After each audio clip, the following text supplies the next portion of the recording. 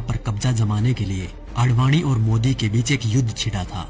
सुलह समझौता राजनाथ सिंह ने करवाया था। नितिन गडकरी ने भी महत्वपूर्ण भूमिका अदा की थी। दरअसल हुआ क्या था 7.5 साल पहले, तो चलिए हम आपको बताते हैं कि 7.5 साल पहले झगड़ा किस बात पर था। दरअसल बात ये थी कि लाल कृष्ण आडवाणी, जो कि भाजपा के सबसे वरिष्ठतम सदस्य हैं, उन्होंने भाजपा के सामने ये शर्त रखी कि वो उन्हें प्रधानमंत्री पद का उम्मीदवार बनाए। लेकिन नरेंद्र मोदी बिगड़ गए। नरेंद्र मोदी ने सीधी धमकी दे डाली कि अगला प्रधानमंत्री पद का उम्मीदवार उन्हें ही बनाया जाए, और वो भी इसी महीने। ये सुनकर सब सकते में आ गए। खबर जैसे ही दिल्ली पहुंची, आनंद फानन में भाजपा हाईकमान की मीटिंग हुई। नरेंद्र मोदी और आडवाणी दोनों के बीच सुलह करवाने का प्रयास हुआ और अंत में ये निर्णय लिया गया कि चुनाव लड़ने के लिए धन की व्यवस्था आडवाणी और मोदी में से जो भी करेगा, पार्टी उन्हें ही प्रधानमंत्री पद का उम्मीदवार बनाएगी। अपने 12 साल के गुजरात के शासन के दौरान नरेंद्र मोदी की मित्रता कुछ बड़े उद्योगपतियों के साथ थी, जबकि आडवाणी के साथ ये सुविधा नहीं थी। धन की व्यवस्था करने में नरेंद्र मोदी सफल रहे। अब उसके बाद घटनाक्रम धीरे धीरे बदलने लग गया। पूंजीपतियों ने भाजपा के सामने शर्त रख दी कि भाजपा को तभी धन उपलब्ध करवाएंगे जब नरेंद्र मोदी को प्रधानमंत्री पद का उम्मीदवार पार्टी घोषित कर दे। भाजपा को पूंजीपतियों के दबाव के आगे झुकना पड़ा और नरेंद्र मोदी को प्रधानमंत्री पद का उम्मीदवार बनाना पड़ा। आडवाणी नाराज होकर कोप भवन में बैठ गए। उसके बाद धीरे धीरे घटनाक्रम बदला। लोकसभा चुनाव प्रचार के दौरान मुकेश अंबानी ने देश में 22 चैनल खरीद लिए।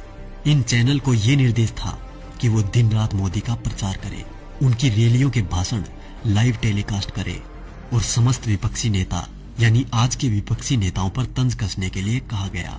मायावती, अखिलेश, केजरीवाल, राहुल गांधी, सोनिया गांधी, लालू समेत तमाम नेताओं पर तंज कसने के लिए कहा गया। मीडिया ने ये काम बखूबी किया भी। तकरीबन 600 वेबसाइटों को मुकेश अंबानी ने खरीद लिया। नरेंद्र मोदी ने 400 रैलियां की थी। इन रैलियों का खर्चा अपने 67 पूंजीपति मित्रों के द्वारा उठाया गया।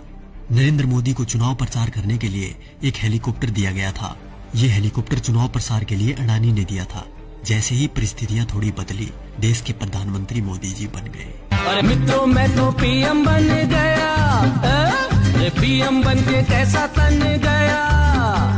ये विक्ट्री मेरी देखो, ये हिस्ट्री मेरी देखो, जैसे मॉडल मेरे गुजरात का। उसके बाद सिलसिला हुआ कर्ज उतारने का। तो सुनिए क्या क्या हुआ। अडानी को ऑस्ट्रेलिया के क्वींसलैंड शहर में खनन के लिए 600 करोड़ का कर्ज नरेंद्र मोदी ने दिलवाया। उनके पिछले 67,000 करोड़ के लोन को माफ कर दिया गया। मुकेश अंबानी को फ्री में 4G स्पेक्ट्रम दिए गए। इसके अलावा मुकेश अंबानी की कंपनी पर पिछली सरकार द्वारा लगाया गया जुर्माना माफ कर दिया गया। उनके भी कुछ कर्जों का राइट ऑफ कर दिया गया। दैनिक जागरण अखबार ने लोकसभा प्रचार के दौरान नरेंद्र मोदी का बखूबी साथ दिया था, इसलिए इस अखबार के मालिक को मोदी जी ने राज्यसभा में सांसद बना दिया। दैनिक भास्कर अखबार, जिसके मालिक वेदांता कंपनी है, उसको मोदी जी ने छत्तीसगढ़ में कोयले की खदान दिलवा दी। जी न्यूज, जिसने दिन रात नरेंद्र मोदी का प्रचार किया और आज भी कर रहा है, उसके मालिक सुभाष चंद्रा को भाजपा ने राज्यसभा सांसद बना दिया। और अब बात करें किसान और गरीब लोगों की, तो शायद उनके बारे में मुझे बोलने की जरूरत ही नहीं, क्योंकि सभी नेता कोई भी पार्टी का हो एक ही बात बोलता है, कर्ज माफ, लोगों को नौकरी और लड़कियों को सम्मान। तो क्या हुआ भाई साहब, कर्ज तो आप सभी का माफ हो ही गया होगा और नौकरी भी लग गई होगी, आराम से घर बैठकर खाने की। वैसे देखा जाए तो हम जवानों को इस फोन से फुर्सत मिले तब ना। 4G की लहर ऐसी आई है, हमारी आवाज तभी निकलती है जब टिकटॉक और PUBG बैन हो जाए।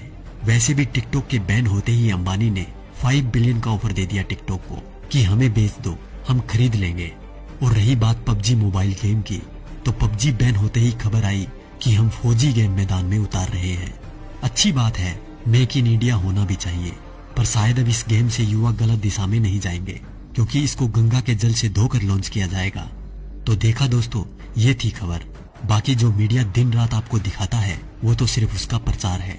साथियों, ये खबर हर फोन में होनी चाहिए, जिससे कि बीजेपी की इस करतूत का सबको पता चल जाए।